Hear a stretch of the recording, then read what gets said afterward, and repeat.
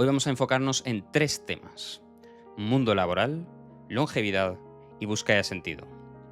Y vamos a hacerlo sin demasiados algodones.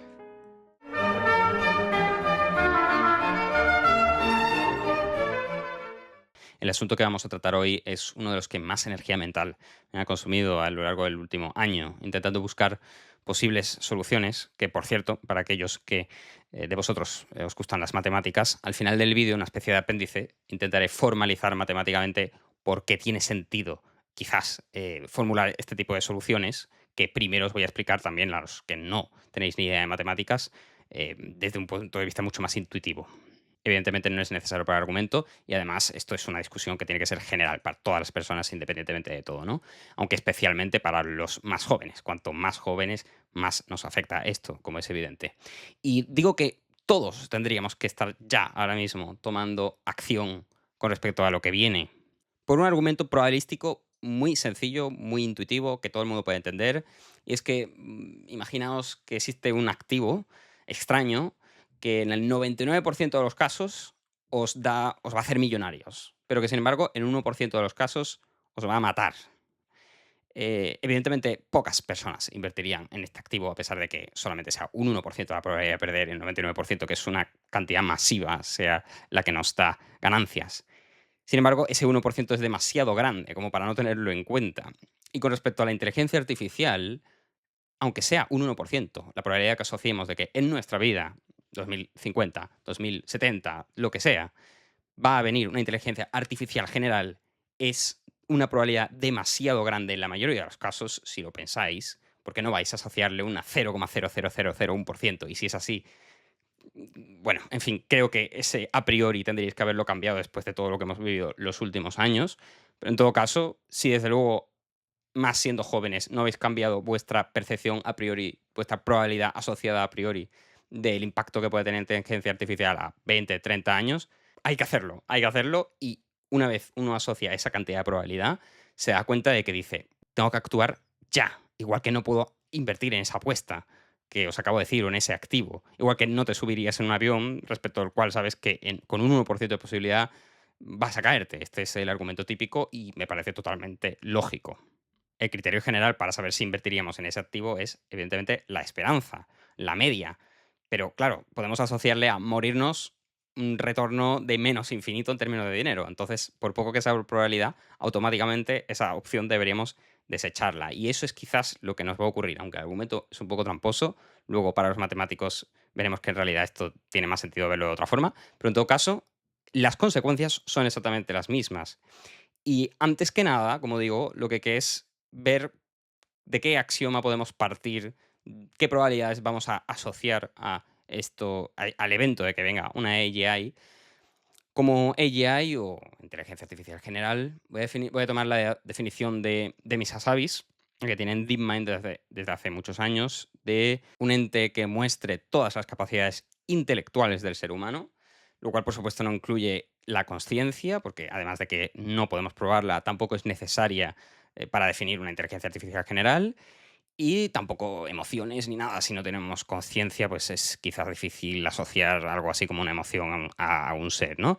Y tampoco agencia física completa. No estamos exigiendo que tenga, sí que tenga un conocimiento intelectual de la realidad física, pero no necesariamente que esté dentro de un robot y el robot pueda hacer absolutamente cualquier cosa que hacemos. Eso seguramente tarde mucho más tiempo, ¿no? Entonces, tomando esa definición de AGI, podemos montar varios escenarios. En mi caso, la media más probable em, la sitúo en torno a 2040, no demasiado tiempo, y en base a eso tomo mis decisiones. Pero ustedes, cada uno, debe tener su propio criterio, su propio timeline y decidir en torno a ese timeline qué debe hacer. Pero debe tener ese timeline, eso desde luego. Porque si no, estáis en una apuesta respecto de la que no habéis sido conscientes que estabais apostando. Una probabilidad baja, pero un evento dramático, un cisne negro, una cola larga, un long tail que se llama en estadística, no puede despreciarse asumiendo que en general las cosas van a seguir como están hasta ahora. Con todo, hay que hacer antes un inciso. Vamos a hablar primero del mercado laboral. En el mercado laboral hay colectivos amplios, amplias capas de la población cuyo empleo no se va a ver afectado se espera en los próximos, desde luego, 10, 15 años. Por supuesto, todo lo que sea completamente necesario que haya un robot físico que realice las tareas, es complicado que vaya a haber una automatización, desde luego, antes de 2040. Entonces, en general, lo que se llama los trabajadores, los blue collar, los trabajadores de cuello azul, no necesariamente van a verse muy afectados. De hecho, pueden vivir un despegue importante. Por ejemplo, electricistas, dada la mayor cantidad de energía y electricidad, por ejemplo, para centros de datos, quizás aquí en España no tanto, pero bueno, en otros países desde luego. Incluso fontaneros también, porque necesitan sistemas de refrigeración. En fin, puede haber muchos empleos manuales que se vean beneficiados. También empleos de tipo puramente humano, puramente personal, es difícil que sean, desde luego, reemplazables ya.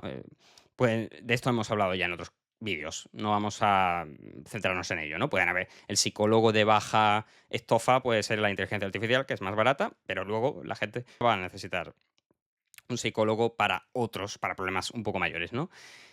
En todo caso, no vamos a hablar de estos perfiles que, por sus circunstancias, van a absorber bien esta nueva tecnología, posiblemente se beneficien y, sin embargo, lo que ocurrirá es que muchas personas que nos estábamos planteando dedicarnos a un oficio puramente intelectual queriendo decir también oficinista, evidentemente, ¿no? White collar. Va a haber un trasvase de estos white collar a los blue collar. Entonces, eso puede hacer que por oferta y demanda, pues tampoco se vean tan beneficiados los que ya estaban, porque no suban tanto los salarios. Pero en todo caso, vamos a centrarnos en a los que sí va a afectar, que seguro que va a afectar, que es a estos trabajadores de tipo, bueno, sí, oficinistas, profesores, médicos también, porque a pesar del trato humano, la parte técnica del médico es intelectual, evidentemente. Muchos trabajos. Y vamos a colocar 5 escenarios base para, en función de cada uno, trabajar con qué puede ocurrir y qué soluciones vamos a dar general que, independientemente del caso, salgamos reforzados. Esto es lo que vamos a utilizar, el término de antifragilidad.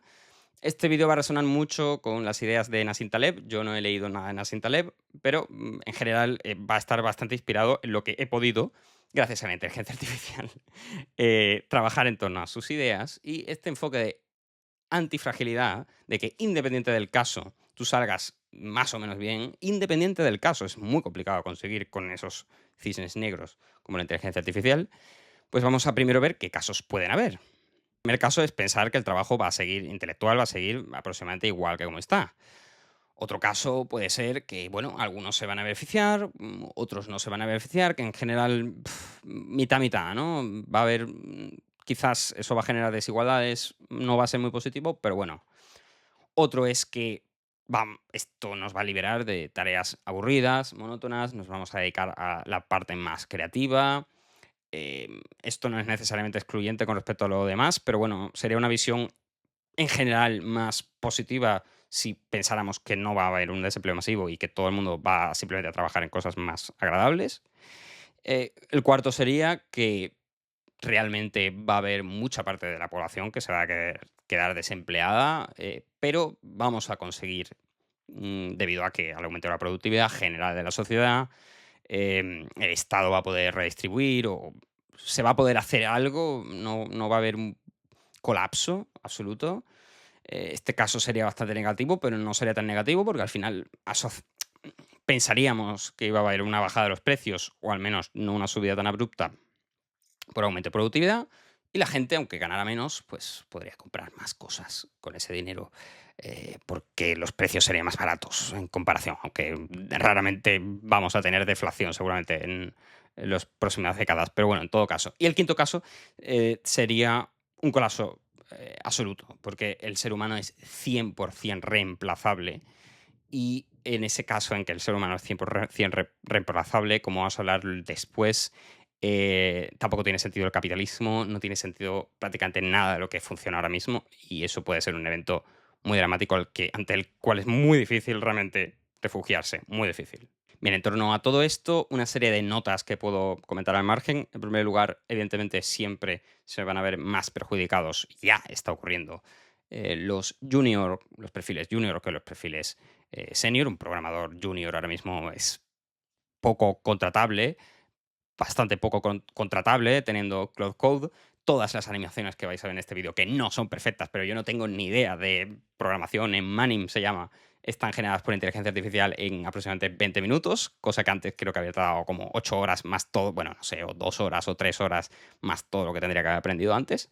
Em, Gracias a Cloud Code es difícil pensar que realmente los juniors vayan a poder aportar mucho valor económico, entonces estos lo van a tener complicado incluso antes de la AGI. Eso, un punto.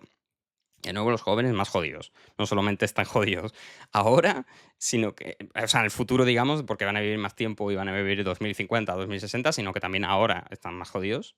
Entonces la inserción es complicada. Otra matización es que se da la paradoja de Moravec. Bueno, simplemente queremos decir que los sistemas de inteligencia artificial no están preparados para las mismas cosas para las cuales nosotros con la evolución hemos sido preparados, entre comillas. Entonces, nosotros somos realmente buenos en visualización, en tener un modelo de mundo. Un gato es realmente bueno modelando intelectualmente, de forma intuitiva, por supuesto, cómo cuando caiga, cómo tiene que reaccionar, para que... En fin, tiene una intuición muy grande del mundo físico y eso es una cantidad de información brutal. Es una cantidad de bits brutal, ¿no? Es mm, como tener un vídeo en 3D constante. Es una cantidad. Requieres mucha información y el lenguaje, en cambio, que es en lo que es bueno, y las matemáticas y el código, em, que es en lo que es buena la inteligencia artificial, pues tiene mucha más información, es mucho más sencilla para ella y es algo para lo cual nosotros no estábamos preparados biológicamente y por tanto somos peores que algo expresamente diseñado para eso. Igual que somos peores que un coche desplazándose porque el coche está diseñado para eso. Nosotros estamos diseñados para otra cosa que es para sobrevivir en una sabana de África, ¿no? Entonces, mm, es bastante previsible, de nuevo, que fontaneros, etcétera, no se van a ver afectados en mucho, mucho tiempo, porque los robots requieren mucho más desarrollo, es mucho más complicado, muchos más datos. Pero también esto tiene una aplicación dentro del trabajo intelectual que la gente no suele. Por eso yo soy un poco pesimista con esa visión de que vamos a dedicarnos a las tareas agradables y hermosas, y a inteligencia artificial le vamos a delegar lo feo y asqueroso.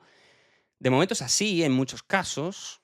Por ejemplo, en el estudio, sin duda, es así. Pero en el trabajo tengo mis dudas, porque de nuevo, estas máquinas hacen mucho peor ahora mismo, muchísimo peor. Coger un Excel y de una empresa, de hecho no lo hacen. Tienes un Excel corporativo con una cierta estructura, le pides que, en fin, que dentro de la empresa cambias los datos de ese Excel corporativo, te genera un Excel que no tiene absolutamente nada que ver. Es algo muy sencillo, es simplemente copiar y pegar porque para nuestra interfaz visual es muy sencillo. Excel está construido para nuestra interfaz visual y simplemente tenemos que hacer 3 clics, lo puede hacer un niño chico, pero la inteligencia artificial no. Tiene que elaborar código, tiene que partir de cero, es muy malo en eso y en cambio es muy bueno, por ejemplo, en estudiarse, o sea, ya puede hacer tiene una creatividad, de modelar problemas matemáticos o físicos, que los que yo estudio en la carrera, muy superior a cualquier estudiante sin duda de grado, y sí, computas, toda la variedad de conocimientos que tienen ramas tan diferentes, sin duda más que los profesores, quizás. Evidentemente todavía no está al nivel de un doctor en algo, pero bueno, va dando pasos bastante acelerados con respecto al tema de ser capaz de realmente investigar por su cuenta y llegar a resultados muy interesantes por su cuenta, aunque tenga errores, ¿no? Y otro punto también quería decir es que yo asocio sobre todo la probabilidad mayor al escenario cuarto que mencioné, de que aunque no va a haber un colapso económico absoluto, sí va a haber una disrupción absolutamente brutal en el desempleo.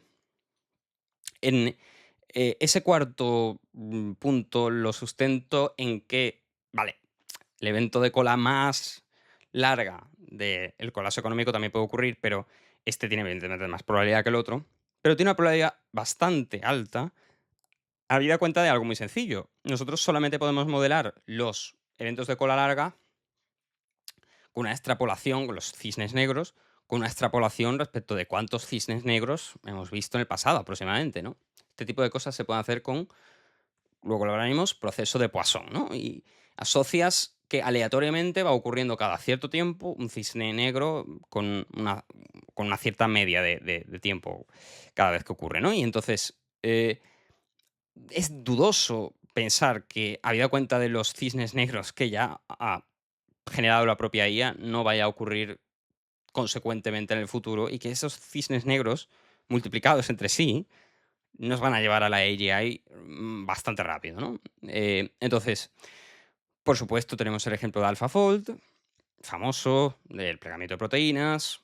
Si hubiéramos hecho una extrapolación de lo que ocurría en 2013, 2014, 2015, de lo que hacían los biólogos, cuántos doctores tenías en biología plegando proteínas, bueno, descubriendo cómo se plegan las proteínas a partir de una cadena de aminoácidos, no sé, cientos o miles, no tengo ni idea, ¿no? En todo el mundo y les dicen, oye, mira, si tienes que comentarme en 10 años cuántas proteínas crees que habremos descubierto, por qué se plegan, cómo se pliegan y demás, ¿qué me dirías? Y diría, bueno, pues supongo que se acelerará un poco, entonces no voy a asumirlo lineal, pero voy a asumir que, bueno, va a ser un crecimiento quizás como mucho exponencial. No ha sido exponencial, ha sido una step function. Ha pasado de prácticamente 0% en relación al total, aunque era una muestra significativa, pero en relación al total era cero prácticamente a todos, gracias a AlphaFold, a la inteligencia artificial. O, por ejemplo, los modelos de lenguaje hace 2 años con matemáticas o código, con código quizás funcionara un poco mejor, aunque creo que tampoco sé yo mucho de código, entonces no puedo opinar, pero en matemáticas no tenía ni idea. Ni idea, no tenía ni idea. Hace 2 años no servía para nada la inteligencia artificial en matemáticas o en física. Y ahora, como digo, hace un grado entero. Entonces, esto es un cisne negro muy importante. No podemos considerar que no van a haber más cisnes negros teniendo en cuenta que estos dos han ocurrido en 5 años. Y, por supuesto, cisnes negros de otras características que ocurren con mucha frecuencia. El COVID, o la guerra de Ucrania, o la crisis financiera, o que gana Donald Trump, o lo que sea que queramos decir. Entonces, hay que tener un sistema que en esos casos eh, esté preparado, lo suficientemente preparado. Y para eso no podemos simplemente fijarnos, y esto lo explicaré después con las matemáticas un poco mejor, pero en todo caso no podemos fijarnos solo en la media, en la situación en la que estamos ahora mismo, sino contemplar este tipo de extremos, especialmente ahora mismo de la inteligencia artificial, en nuestro plan de vida, especialmente si somos jóvenes. Entonces, la estrategia fundamentada matemáticamente es la que Nassim Taleb llama la estrategia Barbell, que es la estrategia de, bueno, la barra de pesas, ¿no? Pones pesas en un lado, pones pesas en el otro, pero no van en medio. Entonces pones pesas en un lado conservador, pones pesas en un lado arriesgado. El lado conservador tiene que ser muy conservador, queriendo decir que ese lado muy conservador funciona en todas las situaciones.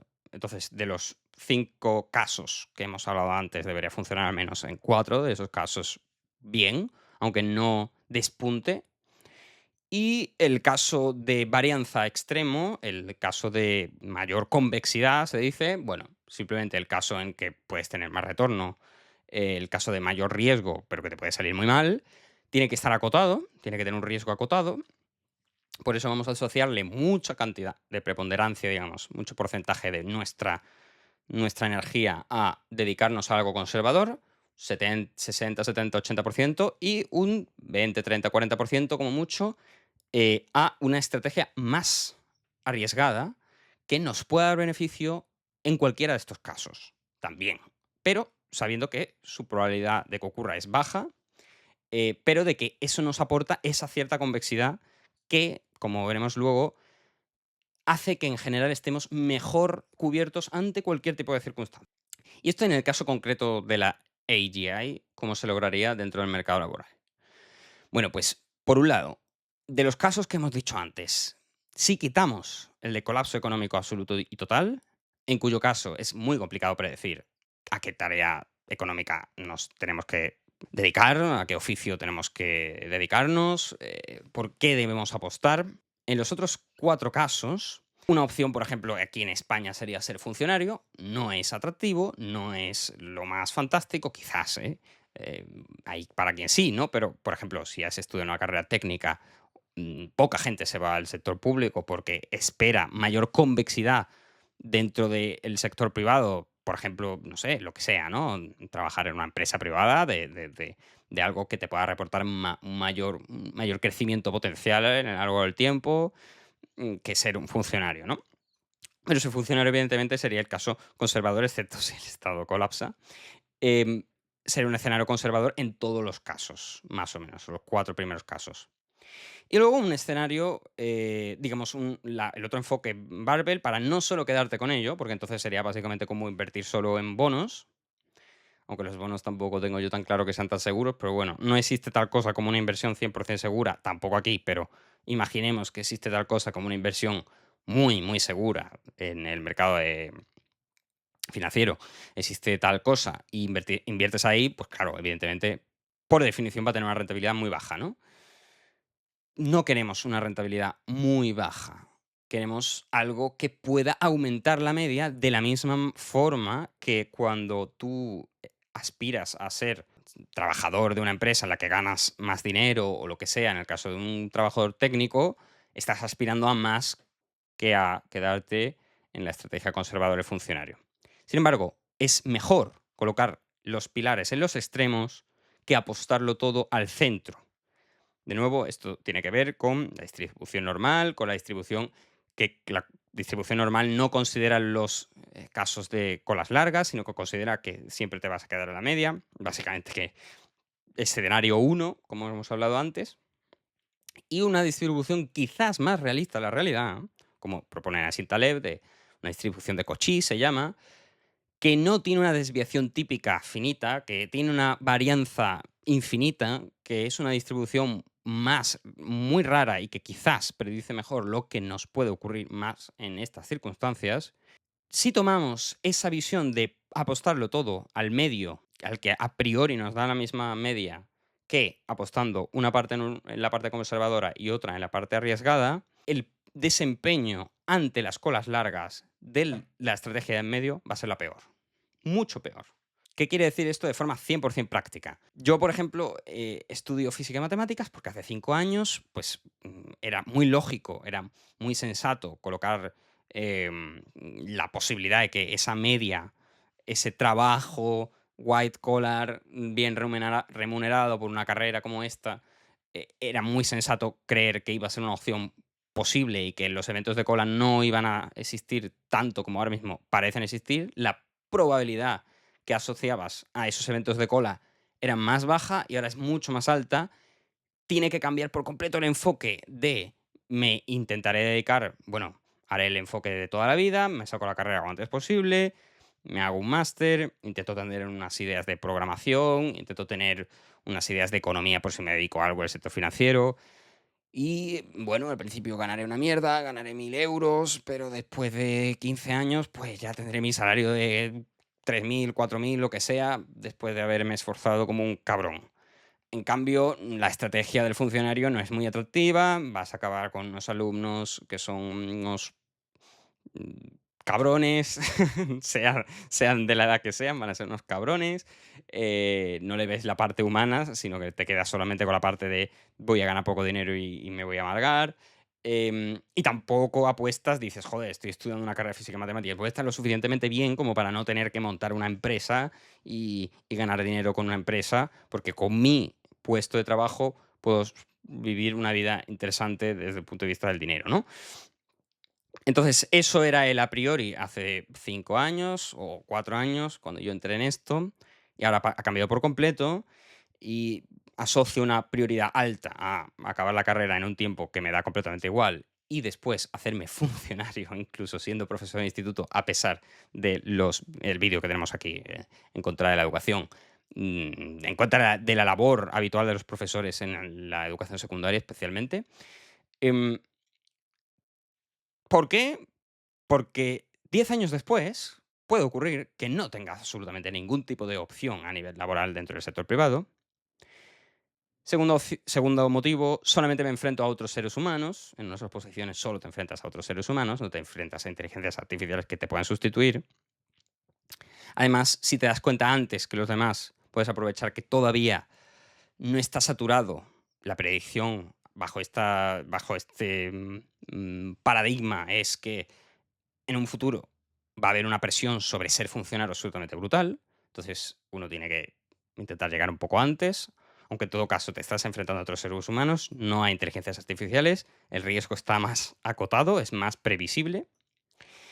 Y luego, para no quedarte con eso si no quieres, aunque es la opción base, 70% tienes que asumir que lo otro lo vas a perder al 100%. La otra opción, en mi caso concreto, de nuevo, este es un ejemplo, es pues este canal de YouTube con el cual va a ser absolutamente complicado o imposible ganarme la vida, pero puede darme, digamos, una cierta capacidad quizás en el futuro de llegar a mucha gente, ser útil a muchas personas, que esas personas te puedan remunerar, verlo como trabajo, te puedan remunerar por medio de un mecenazgo, lo que sea. Tiene potencialmente una convexidad altísima, ¿no? Haces una inversión relativamente baja en términos de dinero y puedes tener una exponencialidad, digamos, de que es como una empresa, ¿no? Y lo más probable es que no te salga bien y entonces has perdido ese 30% de tu energía, pero a diferencia de el white collar que ha apostado todo al centro y se queda sin nada, tú tienes todavía el otro 70% que no era tu idea principal, pero que asociabas como tal. Ahora, como hemos dicho, hay un caso, el del colapso económico absoluto y total, en el cual esto se rompe porque también se rompe la idea del funcionario. No he puesto el ejemplo del funcionario, puede ser opciones conservadoras en general. Una opción conservadora puede ser dedicarte a trabajar en algo manual porque va a estar peor remunerado supuestamente o que no te gusta demasiado si tú estabas estudiando lo que sea, de teórico en la universidad y al final vas a tener que trabajar en algo que no era atractivo para ti porque es manual o es atender a una tienda o lo que sea, pero es conservador, eh, y es menos sustituible, entonces es más conservador en ese escenario, asociarle a eso un 70% y luego en tu tiempo libre, entre comillas, trabajar en lo demás. Ahora, no hacer absolutamente nada es la peor situación y no dedicarle apenas energía a cambiar esto ahora mismo puede dejarnos en una situación completamente desamparada en el futuro. Y que a diferencia en el pasado nos ocurra que no hay una red de última instancia garantizando tu seguridad y existencia como ahora, que es el Estado, por ejemplo, en un país como España. Y aunque eso también te puede ocurrir en el caso de ser funcionario, más lo otro, la estrategia Barbell, en la estrategia Barbell lo único que no te cubre, y hay que incluirlo a esa estrategia Barbell, es el posible colapso total. Y en el posible colapso total, la única solución previsible es controlar la mente. Y es algo que no tiene nada que ver con ganarte la vida. Pero si la única opción posible, la única apuesta posible ante una circunstancia así es que no puedes controlar absolutamente nada de lo externo, solamente puedes controlar tu mente. Ahí entramos en el tercer terreno del que hablamos después, de buscar un equilibrio con nuestro desarrollo personal, nuestra resiliencia, nuestro estoicismo desde un punto de vista estrictamente mental. Eso es la última pata. Entonces, en mi caso, sería un 60 o 70% colocado al camino tradicional, acabando en ser funcionario, un 10%, esto es una visión de verlo completamente atea y completamente pragmática, utilitarista, antirromántica de las religiones, pero un 10% de ultraconservador apostado a estricto control de la mente. No puedo controlar absolutamente nada de los externo. Si tengo que morirme de hambre, ahí estaré para hacerlo.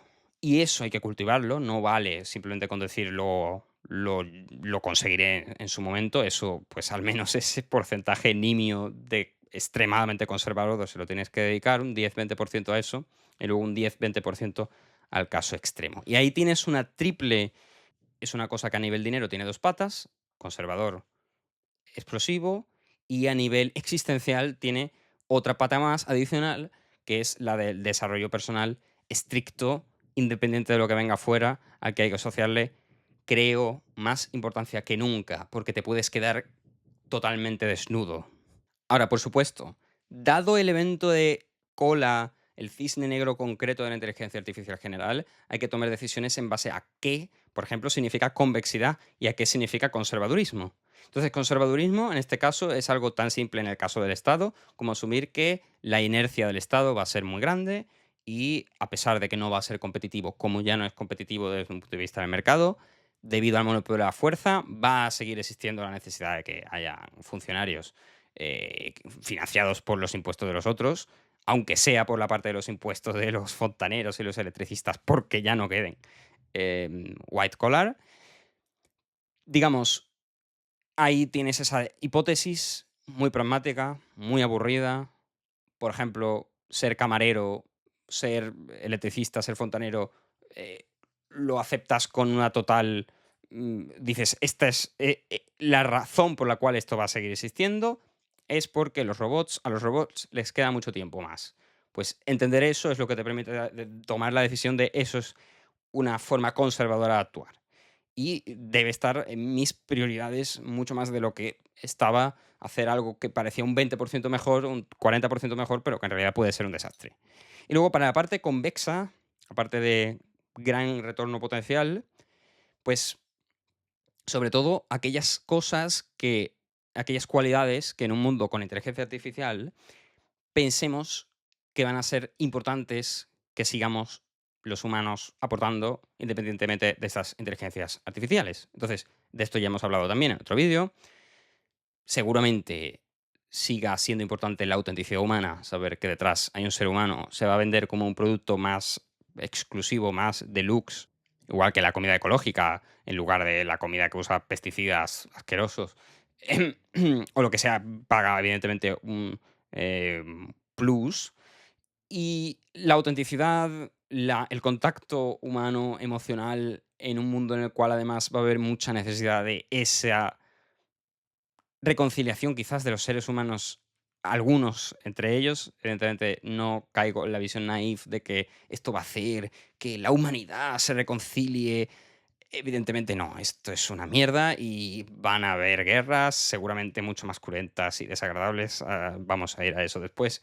Pero en todo caso, en nuestro círculo inmediato sí podemos hacer algo por ayudar y ser ayudados, pero sobre todo lo que podemos hacer es ayudar a otras personas que puedan entrar en ese colapso existencial si ven que pierden el trabajo, que en el caso de muchas personas puede ser absolutamente diferencial para su autoestima.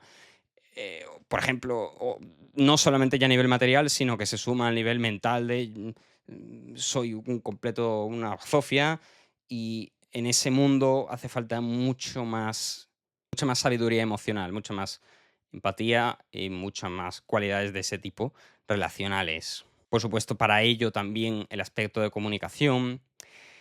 Máxime cuando la gente va a tener más tiempo, en principio, una parte de la población va a ser más vieja y además los jóvenes también van a tener más tiempo. Entonces, en general, la gente va a tener más tiempo, nos guste o no.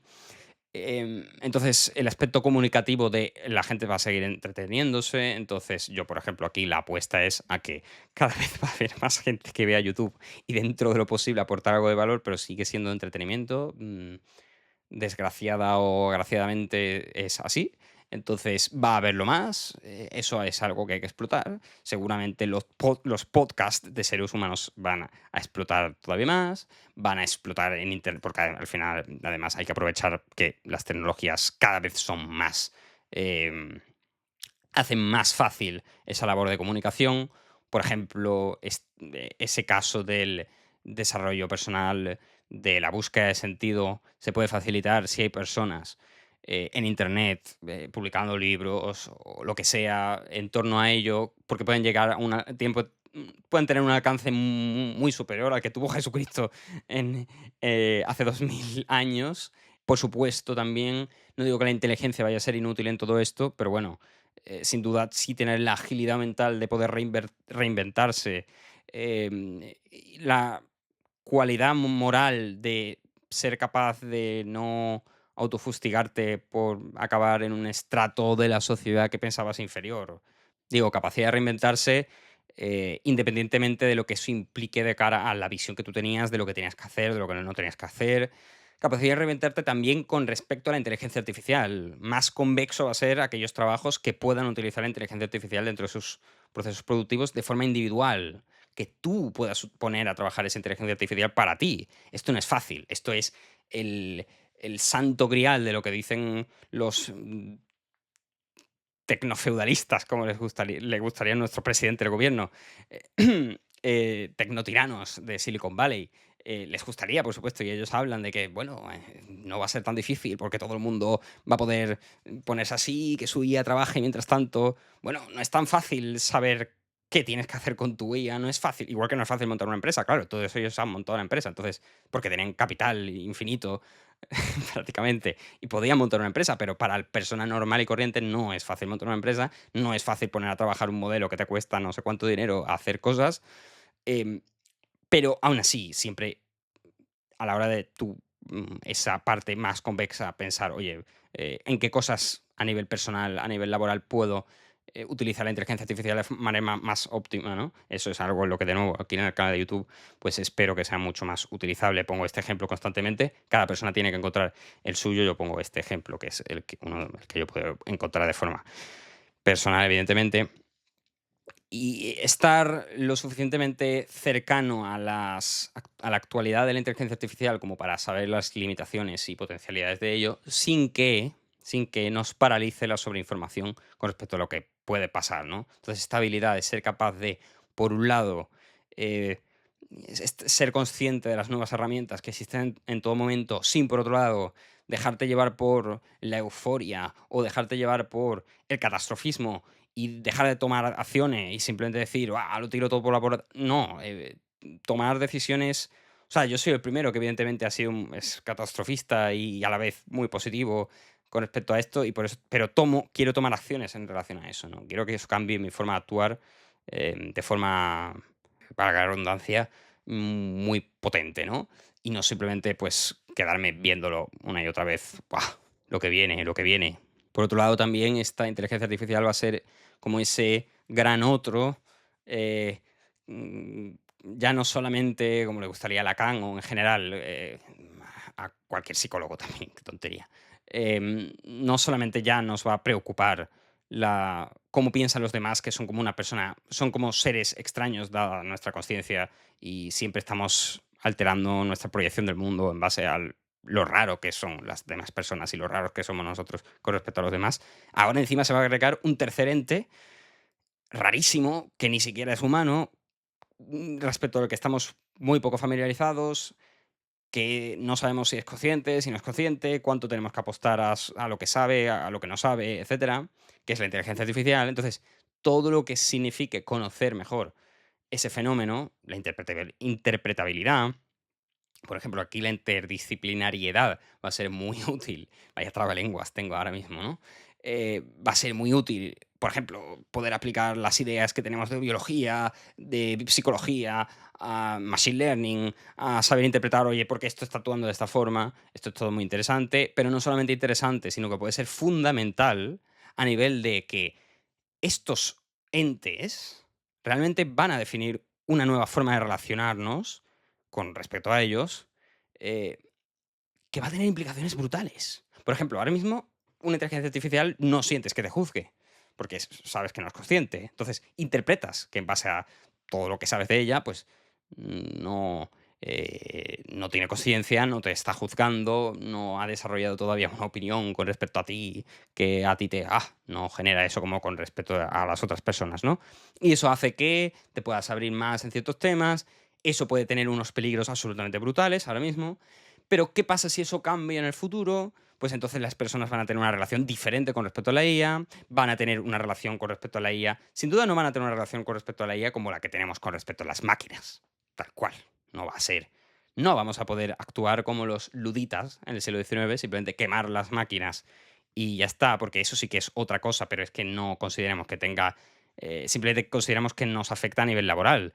Pero ahora mismo no solo es a nivel laboral, es a nivel absolutamente total. Entonces, el odio que se puede desarrollar es muy grande, pero un odio hacia algo que sabemos muy diferente de cualquier otro objeto que podamos odiar, entre comillas. Es muy diferente odiar algo que aparentemente pudiera ser como nosotros. Eso ya incluye, digamos, un nuevo ámbito. En fin, me estoy enrollando un poco. Interpretabilidad puede ser otra cualidad muy interesante, entonces interdisciplinariedad puede ser una cualidad muy interesante. Espero haberos convencido y ya está, no me voy a enrollar más en esto. Entonces, como digo, en todo esto, evidentemente, inteligencia puede seguir siendo interesante, puede seguir siendo útil. Ya tenemos un vídeo en este canal diciendo que por fin se va a acabar el monopolio de la inteligencia, que ha dado lugar a muchos problemas, yo creo que esto es una oportunidad también. Es decir, la inteligencia va a seguir siendo útil, pero también vamos a ver hasta cierto punto su final como recurso escasísimo del hombre, del ser humano. Em, y eso va a hacer que seamos mucho más humildes con respecto a muchas cosas. Quizás también es más arrogantes con respecto a otras, porque el ser humano ha sido capaz de construir una máquina, será eventualmente capaz de construir una máquina asemejable a él en muchos sentidos, pero sin duda, en el caso concreto de cada persona, la persona que pierde el trabajo porque la IA se lo ha quitado, por ejemplo, esto va a tener implicaciones muy importantes a nivel de cómo se considera a sí misma respecto de cuáles son las cualidades que debe cultivar, las que no. Y puede ser un shock que que muchas personas no vamos o no son o no van a ser capaces de procesar correctamente y van a entrar en una depresión y se van a suicidar o lo que sea. Esto puede ser así. O puede ser una oportunidad para cultivar más humildad dentro de este terreno intelectual y intentar, por ejemplo, ser útil a los demás con esa inteligencia y no simplemente quedarte con esa, ¡guau! ¡Qué inteligente soy!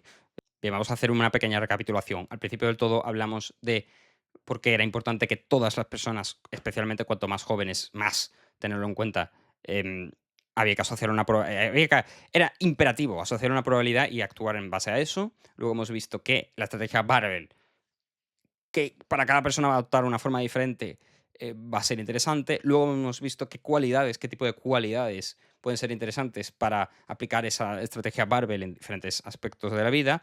Y luego, ahora vamos a ver otros aspectos dentro del que pueden apoyar el hecho de que, aunque nos quedemos sin un trabajo, pues podamos estar en unas circunstancias no tan desagradables. Entonces, en primer lugar, una sociedad, no podemos asumir, evidentemente, que va a haber una renta básica universal en caso de desempleo o de no lo que sea, una renta básica universal. Tampoco creo que deberíamos asumir algo tan idealista como una sociedad de propietarios. Es decir, estamos muy lejos de una sociedad de propietarios, por ejemplo, en España, más debido al problema de la vivienda.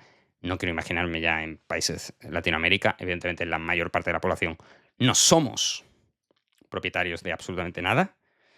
Eh, no somos tampoco los obreros del siglo XIX, pero no somos propietarios de prácticamente nada que no sea quizás a lo sumo la vivienda en la que vivimos, que no se puede considerar una propiedad, digamos, utilizable para sobrevivir más allá de que vives en ella. No se puede ver como un capital simplemente, sino que lo ves como el sitio en el que vives. Sí se puede hacer? Bueno, vamos a ver. Si asumimos que de aquí a 2040 o 2050, 2040 va a haber una inteligencia artificial general y 2050 va a haber una automatización absolutamente masiva ya, que va a ser progresiva, pero que en ese momento va a ser prácticamente total, evidentemente van a haber empresas que se van a beneficiar como locos, ¿no? Entonces, en este contexto, puede ser más importante que nunca destinar una pequeña cantidad de nuestras rentas actuales, por escasas que sean, a la inversión en este tipo de empresas. No sabemos qué empresas van a ser, evidentemente. Nadie sabía en la burbuja.com que Windows iba a seguir siendo la segunda o tercera empresa más grande del mundo 25 años después. Pensaban que iba a ser el Cisco. Cisco se fue a la mierda. Tampoco se fue a la mierda del 100%. Otras se fueron a la mierda del 100%. No se sabe si quién narices va a sobrevivir ahora mismo, ¿no? OpenAI puede tener mala pinta, Anthropic puede tener buena pinta, Google puede tener buena pinta, pero a lo mejor OpenAI en realidad tiene un secreto bajo la chister, ni idea. No tenemos absolutamente ni idea. Pero, aún así, hay que tomar acción. Entonces, lo más probable es que si asumes esa apuesta, en algún momento las rentabilidades de algunas empresas van a desbordarse, como ya se están desbordando las de Nvidia, pero Nvidia es solo el primer paso. Es el primer paso del hardware antes de todo el beneficio que va a venir después. Entonces, yo aquí, evidentemente, no es una recomendación de inversión, pero yo aquí soy muy claro, yo tengo claro cuál puede ser una empresa, un tipo de empresa que se beneficie completamente de esto, es el tipo de empresas que yo buscaría. Que no existen más como esta, evidentemente, y por tanto es complicado poner más ejemplos, pero yo no soy un inversor experto, no tengo ni idea, no le dedico tiempo, entonces no sé, quizás en otras cadenas de suministro absolutamente fundamentales para la inteligencia artificial, hayan empresas que cubren muchas de estas condiciones, a pesar de que sea en un nivel diferente, ¿no? Pero en el nivel de la carrera por la inteligencia artificial, a mí me parece que Google tiene mm, unas posibilidades de ser la ganadora absoluta, de ser la Tyrell Corporation, como cuando hablamos de Blade Runner aquí en este canal, absolutamente brutal, porque tiene todo lo que necesita. Tiene al nivel de hardware, tiene a nivel de la nube, tiene a nivel de los modelos, arquitecturas, o sea, tiene research de esos modelos, no simplemente hace modelos y modelos, tiene los datos, tiene una infraestructura absolutamente brutal de, bueno, los usuarios que tiene en YouTube de entretenimiento y en Google, evidentemente, y tiene incluso movilidad, Waymo, tiene un ecosistema hiperintegrado, no tiene unas valoraciones excesivamente altas. eh, para mí sería la visión absolutamente clara, pero evidentemente para cada persona debe hacer un estudio. Pero no es sensato que pensando que a 10, 15, 20 años vista, estas empresas van a tener modelos que nos van a sustituir, no invertir en ellas, aunque sea una mierda, aunque sean 20 euros al mes, aunque sean 100 euros al mes, lo que sea, para beneficiarse de esa convexidad. De nuevo, esto está en la estrategia Barbell en la parte de la convexidad. No creo que tenga mucho sentido invertir en activos extraordinariamente conservadores. La parte conservadora debería ir por el lado de la formación, por el lado de cuál es mi plan base. Pero por el lado de la inversión, deberíamos intentar beneficiarnos, a pesar de que puedan haber burbujas por el camino. Pero de nuevo, por ejemplo, Google es completamente antifrágil a eso, porque si hay una burbuja, ¿a quién se van a cargar? Pues se van a cargar OpenAI, se van a cargar em, Anthropic, se van a cargar a todos. Y Google no se lo van a cargar. Google va a seguir ahí. Además tiene sus propias TPU, se llaman. En fin, tiene su hardware independiente de NVIDIA. En fin, que es ese tipo de inversión antifrágil. Que otras personas, por ejemplo, si conocen el sector energético, pueden hacerlo en el sector energético. Que va a ser absolutamente crucial para la inteligencia artificial. O si conoces el hardware a fondo y sabes que ASML va, lo que sea, cualquier cosa del hardware, pues te metes en el hardware. Cualquier punto de la cadena puede ser importante, interesante para aprovechar esa convexidad, pero no sé, no creo que tenga sentido seguir invirtiendo en de la misma forma los siguientes años, a pesar de que los value investors están ahora mismo que se suben por todos lados diciendo, después de 20 años de growth, ahora viene la hora del value. Y sí, puede ser que el value tenga fantásticas rentabilidades, ya lo hemos hablado aquí, pero creo que invertir en una empresa papelera ahora mismo, bueno, pues puede ser interesante para tener una rentabilidad relativamente conservadora. Ponle un 10, un 20% al año, que está de putísima madre, obviamente, pero no es, que es absolutamente brutal, pero que no está al nivel de lo que podría ocurrir con estas megacorporaciones, que no está comprado. O sea, el mercado, a pesar de todo, no ha comprado la tesis de que vaya a venir una AGI en 10 años, a pesar de las valoraciones. Ni de coña, ni de coña. Y me dirán, bueno, pero ¿esto qué poco rigor es? Esto es la mentalidad del inversor que mete dinero a todo lo que vaya y independientemente de todo, de la valoración, tendrás que dar unos números, ¿no? Sí, sí, pero me parece más razonable cómo ve esto el presidente de SoftBank, por ejemplo, que hace unos cálculos así súper improvisados, súper cutres, pero que es verdad, si sustituyes toda la masa laboral del mundo o el 50% de la masa laboral del mundo, ¿eso cuánto equivale a salarios? ¿Cuánto va a ir a las empresas? ¿Te pagas Nvidia en medio año? Medio año, o sea, un PER de un medio, pues va a tener que, por necesidad, va a subir 50 veces más. De nuevo aquí, la inversión, el patrimonio parecen ser importantes dentro de nuestras pequeñas posibilidades en función de cada persona, eh, para dentro de lo posible, ya digo, poder esperar con mayor tranquilidad esa incertidumbre del sistema económico que viene. Y creo que es más importante seguramente que nunca antes en nuestra historia, desde hace décadas, eh, la- el aspecto inversor, ahorrador y demás, y del no despilfarro, porque dices, venga, voy a vivir ahora, me puedo morir mañana, por supuesto, y voy a gastarlo ahora porque me voy a morir mañana. Este es el argumento en contra del frugal que simplemente quiere ahí ah, agarrarse a más dinero y más dinero. Pero el coste de oportunidad hoy debido a las colas largas, volvemos a lo mismo, es demasiado alto como para seguir gastándose el dinero en cosas que son placenteras hoy, pero que van a hacer que estés jodido 50 años más de tu vida. Coño, que si tienes 25 años, 20, 25 años, 30 años, si esto ocurre cuando tengas 40, 45 años, tío, te queda mucho tiempo de vida como para jodértela así. Y aquí también tengo que hacer una diatriba rápida, muy rápida, contra el liberalismo económico, porque los liberales siguen viviendo en una burbuja absolutamente absurda, que quizás tuviera sentido hace 5, 10, 20, 30, 200 años, 300 años, y hace 4000 años también habría tenido sentido si hubiera existido, pero que ya no tiene sentido y que están haciendo un daño brutal. Y es hacer creer a la gente, igual que los de Silicon Valley, hacer creer a la gente que el mercado es una opción viable en un mundo como este. Y eso es un despropósito absolutamente brutal. Y podéis verlo dentro de países, pero sobre todo entre países. Entonces, puede ser que funcione un cierto capitalismo con unos impuestos más altos en Estados Unidos. Pero si Estados Unidos y China, que ya sabemos que, bueno, en fin. En todo caso, va a haber, dentro del país, va a haber una cantidad absolutamente brutal de población que no va a tener trabajo y por tanto no va a poder aportar valor, que es el primer principio. El liberalismo, tú te ganas la vida en base a si puedes aportar valor al consumidor.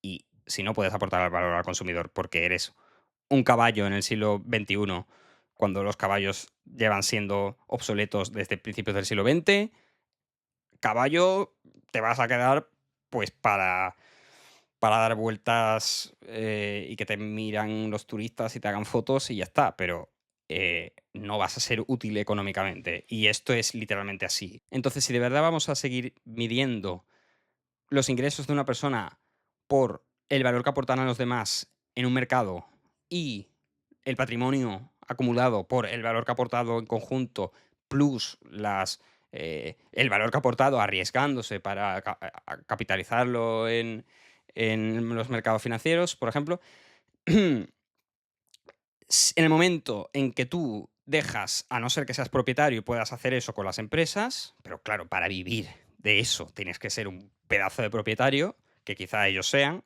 pero que la mayoría de la población no es. La mayor parte de la población vive con las rentas del trabajo. Si las rentas del trabajo no es que tú, porque esto suele ser mucho argumento, es que tú te quieres dedicar a hacer haikus, le gusta mucho a Juan Ramón Rayo, te quieres dedicar a hacer haikus, pues tienes que tener las consecuencias de que no estás aportando valor a nadie, entonces si vas a ingresar un dinero por parte del Estado, se lo estás sustrayendo a alguien que está dedicando su vida a ser útil a otra persona. Pero es que en ese caso no vas a ser tú útil escribiendo haikus, ni el otro. Va a ser útil una puñetera inteligencia artificial que va a hacer vuestro trabajo, el de los dos. Y quizás trabaje un 5% de la población o un 20% de la población, pero el 80% está jodida. No puede existir un mercado. Eso es dentro de un país. Y luego entre países es absolutamente brutal.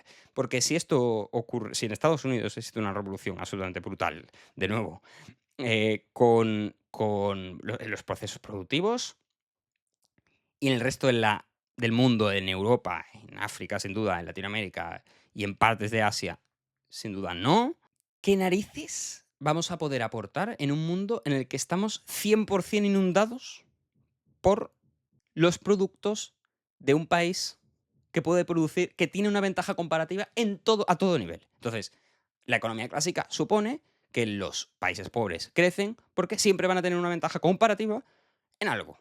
Por ejemplo, mano de obra barata. Entonces, básicamente, tienes prácticamente esclavos, aunque no lo llames así porque son contratos voluntarios, pero tienes prácticamente esclavos que solamente viven para eso, para sobrevivir, y poco a poco van medrando. Me puede ocurrir a Corea del Sur, ese es el modelo, o Singapur, o lo que sea, ¿no? Vale, sí, o España, o cualquier país, ¿no? Vas generando valor, aunque seas más pobre que el otro, vas generando valor a partir de que trabajas por un salario menor, entonces tu ventaja comparativa es que eres más económico que el otro, pero en el momento en que tú no tengas el capital productivo en la forma de inteligencias artificiales porque no las has desarrollado, porque eres Europa y estás durmiéndote en los laureles o porque tienes una idea del mundo diferente, no quieres esa carrera, pues si no tienes ese capital, no puedes competir con las inteligencias artificiales y en este caso el capital humano desaparece. No es necesario ya. Acabas de sustraer un tercio o un cuarto, como quieras ver, de los factores productivos, de repente, que es justamente el más importante de cara a la vida de la persona. Entonces, automáticamente tienes países enteros que no tienen nada que aportar. Igual que ahora mismo Cuba, en este momento, que ya tenía poco que aportar, pero ¿qué puede aportar un país que no tiene petróleo, que no recibe petróleo, y que tiene un sistema económico absolutamente colapsado y que la gente vive como hace 200 años o peor en África, o sea, horrible? No pueden aportar absolutamente, no tienen nada que vender. No tienen nada que vender. No hay ninguna ventaja comparativa ahora mismo que Cuba pueda ofrecer en el mundo. Nada. Porque trabajar con un buey, una persona, porque no tiene tractor, porque se la ha estropeado y no tiene gasolina y no. Frente a las plantaciones del Brasil, donde está todo automatizado, donde está todo. No tienes nada que aportar. Lo único es que vas a vivir en la subsistencia eternamente. Eso es lo que vamos a hacer con el mundo. Y quiero decir, ahora mismo hay países relativamente ricos porque tienen ventajas comparativas relativas. Entonces, España tiene ventajas relativas comparativas en términos de industria, puede exportar más barato que otros países porque tiene una energía más barata. Alemania tenía la misma ventaja, pero por una cadena industrial muy bien ensamblada, o en China también. O el turismo quizás sea la única solución a esto, porque bueno, sí, seguirán viniendo los multimillonarios beneficiados por todo esto, pero sin duda las ventajas comparativas que ahora mismo pueden hacer que Italia sea un país rico y no del tercer mundo, o que Suiza sea un país rico y no del tercer mundo, pueden desaparecer. Y en ese momento, sí, tendrás gente con patrimonio, Suiza pues seguirá siendo rico, quizás, pero puede venirse abajo muy rápido, mucho más rápido de lo que pensamos. Y desde luego, a nivel relativo con respecto al resto de países, puede ocurrir. Te puede ocurrir una argentinización del 99% de la población mundial y con 100 veces más. O sea, al final Argentina, pues no hay un hambre, no hay hambre, pero podría ocurrirte una cubanización. Peor, así lo ponemos. Una cubanización a nivel global. Pero no por un embargo, sino por un. No por un embargo, por el sistema, es una mierda socialista, evidentemente, sino porque acaba de desaparecer el factor humano y las ventajas comparativas son solamente a- atribuibles o a los recursos físicos que en países como Japón o España no existen, o a los recursos de tipo capital, y eso solo tienen Estados Unidos, China y ya está. Ante todo esto, porque ahora llevo ya un rato sin esas soluciones. Ante todo esto, lo único que podemos hacer es no hacer más daño, como hacen los liberales en este caso. Es decir, tener en cuenta eh, cómo va a cambiar el sistema económico a la hora de no solo tomar nuestras decisiones, sino de hablar con los demás y no ser unos hipócritas que defienden ideas antiguas y absurdas. Y la política sigue en la prehistoria absoluta y total. Nadie está teniendo en cuenta esto en España. Nadie, prácticamente. No por culpa de ellos, no son conscientes. Yo no sería consciente si no estuviera estudiando lo que estudio. No es fácil. Tienen sus asesores que tienen mucha idea, supongo. Pero no es sencillo que esto cale y que cambie cuando tienes una inercia tan brutal, ¿no? De ideas pasadas. Entonces, en primer lugar, esto es algo que sí podemos hacer. No seguir como si no pasa nada, seguir defendiendo nuestras ideas como si no pasa nada de hace 200 años, que es hace 5 años, pero es que son las mismas que hace 200, porque todos vivimos en el paraguas de la revolución industrial y no se ha inventado mucho desde entonces, realmente. O sea, el liberalismo, la socialdemocracia, que es una forma de liberalismo aguada, y el socialismo y el fascismo, que es lo mismo.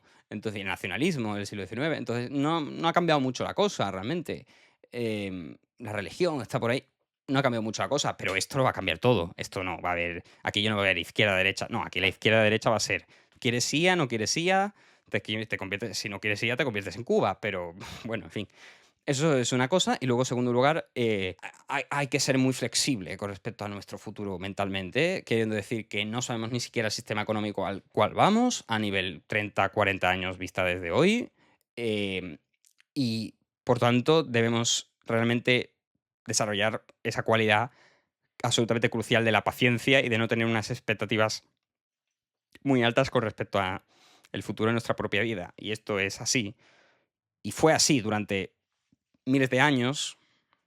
El campesino medieval que sabía que en cualquier momento podía morir por una plaga que acabara con sus cultivos, no tenía una expectativa de respecto de su propia vida tan elevada como la tenemos nosotros ahora mismo. Y sin duda la gente que ahora mismo vive eh, en Gaza o en Ucrania, bueno, en Ucrania quizás no tanto, pero bueno, en todo caso, no puedes tener, si estás en un área cercano al frente, en Ucrania también, no puedes tener, o un soldado, no puedes tener una expectativa de tu vida demasiado alta. Y no digo que esto sea como una guerra, digo que esto es más generalizado, menos quizás alarmante que una guerra, pero sin duda va en el mismo vector de desinflar expectativas. Porque las expectativas a otro nivel son tan brutales, y a eso vamos ahora, que podemos entrar en una disonancia cognitiva brutal si entramos en la espiral de la expectativa positiva. Y en esto, a diferencia de que no habla mucho ni de la desigualdad, ni... Sí, Dario Amodei o Demis Hassabis pueden ir muy de... "Ah, encontraremos... hay que trabajar en esto, querríamos pararlo, pero no podemos", a pesar de que ellos dos, bueno, en fin, todos quieren pararlo, pero no pueden. Em, Pero cuando les preguntan por, oye, ¿tú qué puedes hacer si eres una persona que va a verse afectado porque está estudiando matemáticas o código o lo que sea por esto?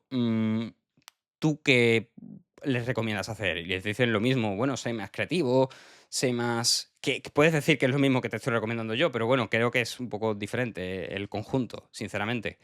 En ningún momento, por supuesto, te dicen, bueno, podrás, la gente tendrá great ideas, viviremos una radical abundance, la gente no tendrá que trabajar, pero bueno, esto se administrará, no se sabe cómo, pero se administrará de forma correcta, habrá una renta básica universal y todos podremos montar nuestras empresas privadas porque tendremos inteligencias artificiales agénticas que podrán hacer cosas y tendremos más creatividad que nunca, más originalidad que nunca. Esa es la parte positiva que ellos hablan, digamos, de cómo ha cambiado el sistema económico y todo eso. Aunque adviertan supuestamente los riesgos, el 80% de la población se va a quedar sin trabajo. Dario Modei dice el 20% de la probabilidad de que esto salga mal. De nuevo, si estuviéramos en un avión que se va a caer con un 20% de probabilidad. Pero claro, dice, no, el 80% restante es tan alcista las expectativas. Bueno, pues esas expectativas, sobre todo, quizás se puedan resumir no solamente en el lado económico, efectivamente, todo lo que acabamos de hablar de que sí podría ocurrir, que si se hiciera bien, todo el mundo se verá beneficiado. Dudo absolutamente que eso vaya a ocurrir. Igual que ahora mismo el 90% de la población o el 50% de la población mundial no se beneficia una mierda de los avances de Silicon Valley.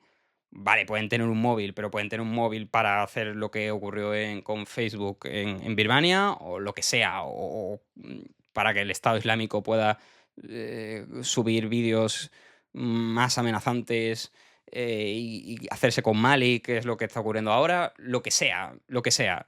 Eh, no necesariamente nuevas tecnologías tienen que aportar algo positivo, y algo que puede ser a priori tan positivo como el siguiente apartado, al cual hemos llegado un poco tarde, longevidad, pudiera ocurrir que su producto, su subproducto, también, debido a esta desigualdad, fuera menos agradable de lo que parece. Entonces, una de las principales bazas positivas de la inteligencia artificial, motivo por el cual estos, de nuevo, Dario Modei y Demis Hassabis, que también vienen de ámbito de la salud, de trabajar en biología y demás, proponen es que la medicina va a verse completamente revolucionada, que en 10, 15, 20 años vamos a curar todas las enfermedades, inclusive el envejecimiento en un futuro viéndolo como simplemente una enfermedad más. Vale, no pongamos una timeline tan absolutamente exagerada de que en 2050 van a estar curadas todas las enfermedades, pero pon 2080. Muchos de nosotros seguiremos vivos, quizás. Entonces, eh, si de verdad ocurre eso, pongamos 2080, ¿vale? Hay muchas personas que ahora mismo están vivas, muchas personas que ahora mismo están vivas, que pueden beneficiarse de esa cura de todas las enfermedades plus envejecimiento, siendo el todos los fenómenos que modelan al ser humano, sin duda los genéticos, los químicos de los aminoácidos también, puro lenguaje sometido a reglas diferentes que nuestro lenguaje, que está sometido a reglas semánticas y demás, y gramaticales, ortográficas, pues ellos están sometidos a las leyes químicas y físicas, cosas que ahora mismo las inteligencias artificiales no son muy buenas con la química, según me ha dicho un amigo. Sí con la física, es entendible. No tanto en la física como con las matemáticas, entendible.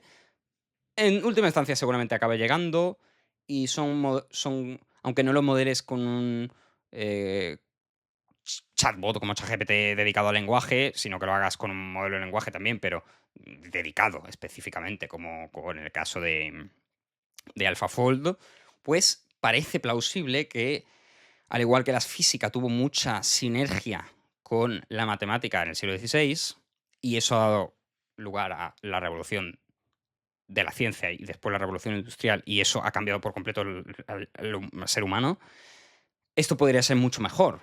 Y es que la sinergia de la inteligencia artificial y de la informática, voy a decir, pero bueno, en concreto de la inteligencia artificial, digamos, la recopilación de datos y encuentro de patrones en sistemas tan complejos como los biológicos, que a los seres humanos nos resultan muy, muy, muy difíciles de ver, a diferencia de los sistemas físicos, al igual que en la economía, que también podría ser un sistema parecido al sistema biológico, pero quedemos con el sistema biológico, puede ser muy explicable, puede haber un salto cualitativo brutal debido a la inteligencia artificial en cómo abordamos la bioquímica y la biología, ¿no? En general. Entonces, seguramente sea. O sea, yo creo que un técnico de laboratorio también puede ser un trabajo interesante. Técnico de laboratorio a nivel bioquímico puede ser interesante o químico en el futuro porque va a haber una explosión de este tipo de empresas. También yo creo que sería un enfoque interesante de cara a inversión, lo que hemos hablado antes, y de cara a convexidad, especializarse en entender este tipo de cosas o a nivel conservador, por ejemplo, yo creo que sí podría ser una estrategia conservadora ser técnico de laboratorio de una empresa química, bioquímica y demás. En todo caso, a lo que iba, la medicina podría revolucionarse de tal forma que también esto converja en el mismo punto al que convergía la economía de un colapso del sistema económico que conocemos actualmente, un colapso del sistema demográfico, pero con lo que eso implica a nivel sociológico, eh, absolutamente brutal. Entonces, si hay una parte de la población, supongamos que va a ser al principio caro y luego barato curarte las enfermedades, no acabarán, igual que ahora mismo hay vacunas contra muchas cosas que no llegan a países en vías de desarrollo o subdesarrollados completamente.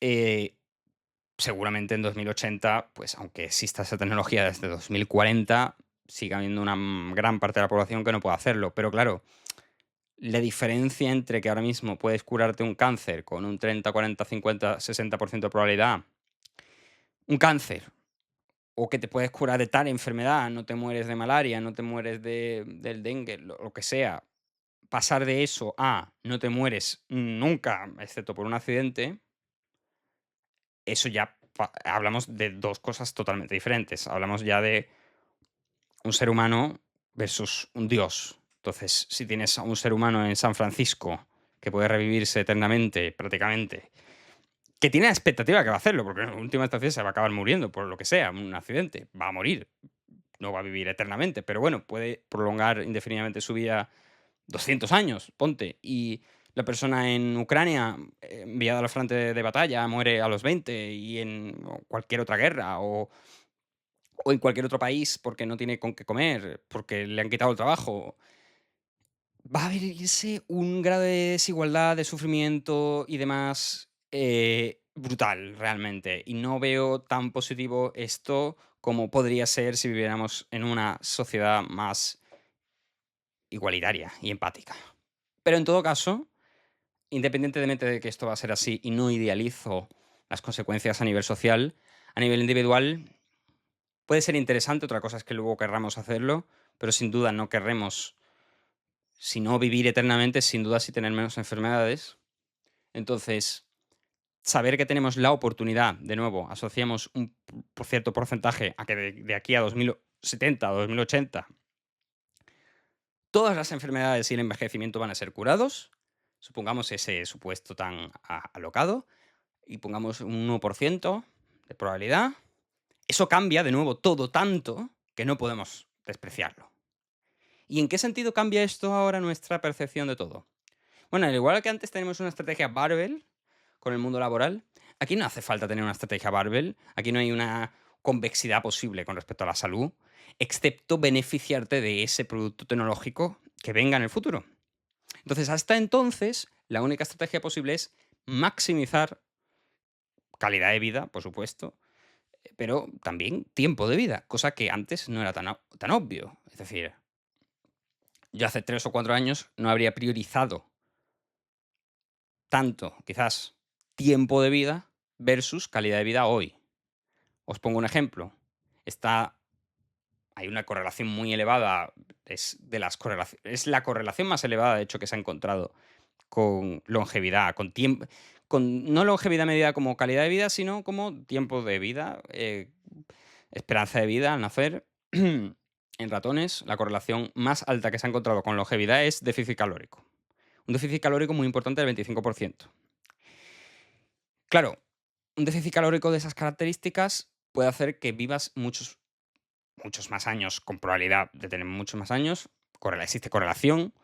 mm, pero a cambio tu vida presente puede ser menos agradable. Por ejemplo, si estamos en nivel déficit calórico 25%, sin duda vamos a notarlo a nivel energético, vamos a notarlo a nivel hormonal, vamos a notarlo, por tanto, a nivel de rendimiento cognitivo, vamos a notarlo a nivel de rendimiento físico. Entonces, mm, por un motivo muy sencillo, y es que estamos optimizados para reproducirnos rápidamente, no estamos optimizados para vivir miles de años, pero si estamos a punto de morir, nuestro cuerpo en ese momento no prioriza reproducirnos, sino que prioriza vivir más tiempo, sobrevivir. Claro, entonces aumentar la longevidad quiere decir que estamos en un nivel de subsistencia en el cual no podemos reproducirnos. Es decir, tenemos que estar muy mal como para eso, ¿no? Por eso, 25% de déficit calórico. Claro, esto es muy aberrante, vivir una vida ahora mismo insatisfactoria a todo nivel por buscar vivir 10 años más para aumentar la probabilidad de que, porque pongamos que en 2080 ocurre eso, que se curan todas las enfermedades y el envejecimiento y tú te mueres en 2079 y querías llegar. Pues claro, no puedes saber que vas a morir, puedes morirte mañana, pero tienes que hacer una apuesta a que vas a aumentar la probabilidad que correlacionadamente lo más... o sea, existe una correlación sin duda entre mejor estilo de vida y mayor mayor esperanza de vida, sin duda. Entonces, apostar por esa longevidad. Yo esto, de nuevo, busco un equilibrio entre ese tiempo, ese span vital versus también rendimiento a nivel actual.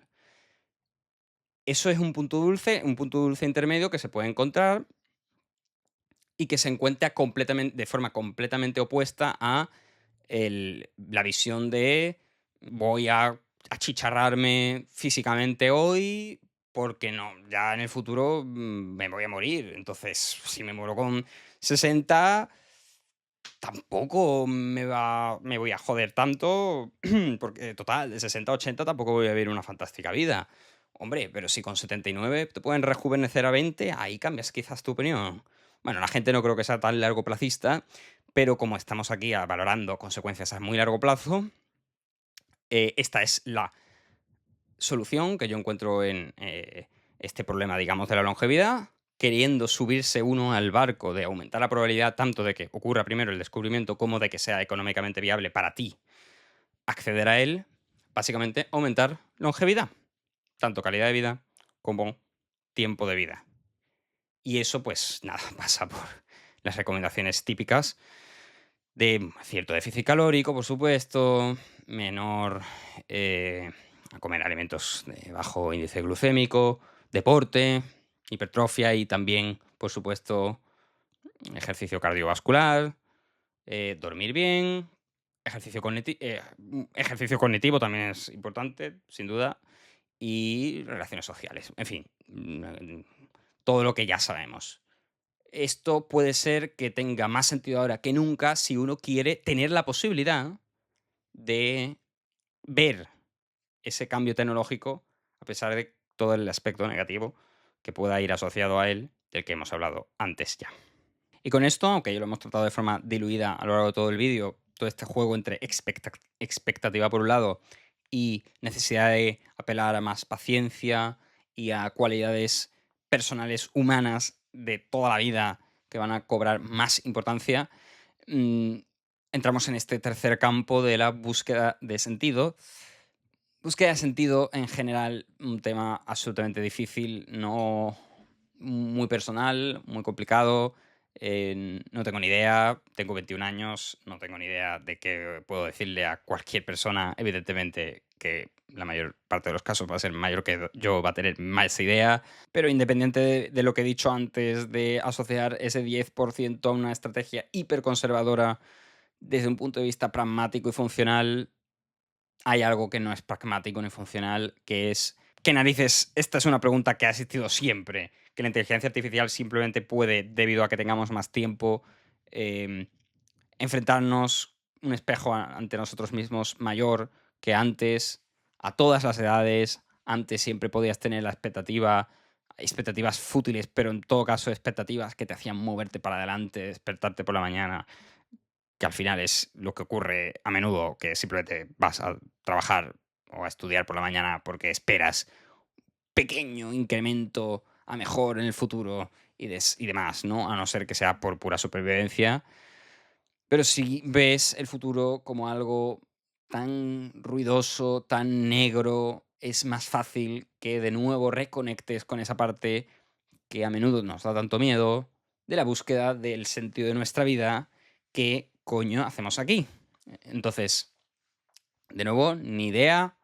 Lo único que puedo decir es que hay cosas que eran válidas hace 2000 años, 3000, 10.000 años seguramente, aunque no tengamos registros escritos, siempre, y que lo serán hasta que el ser humano se extinga. Inclusive aunque tengamos todo tipo de soportes tecnológicos estilo Neuralink metidos dentro.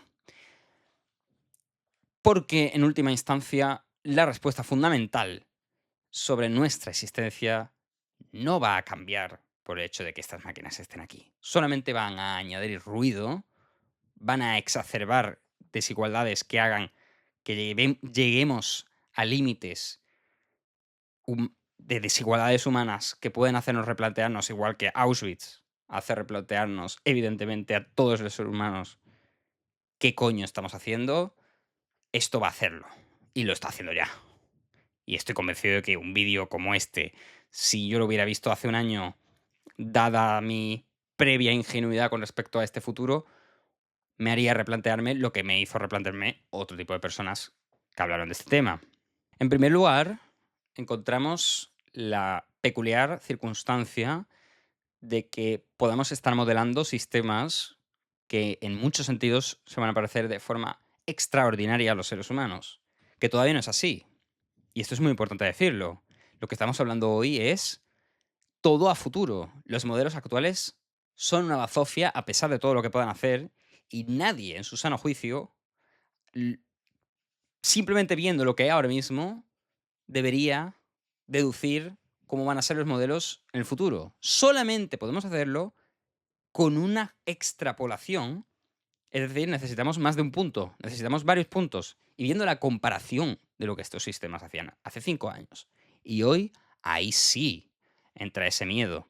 Y también en el punto en el cual vemos a investigadores de todas las clases, de todas las empresas, con su foco puesto en que esto sea un sistema realmente general. Y cuando digo inteligencia artificial general, no digo un LLM como estos, simplemente más inteligente, que tenga mejor resultados en los benchmark, que tenga... No, no, no.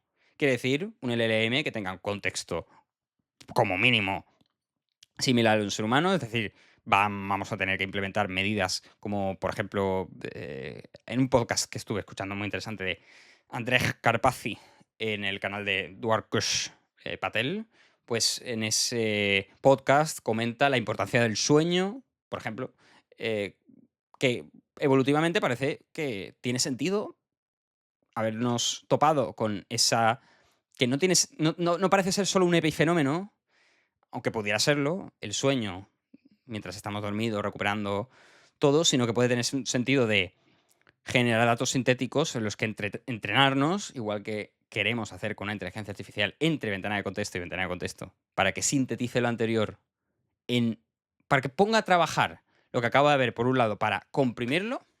Eso no es necesariamente necesario el sueño, valga la redundancia.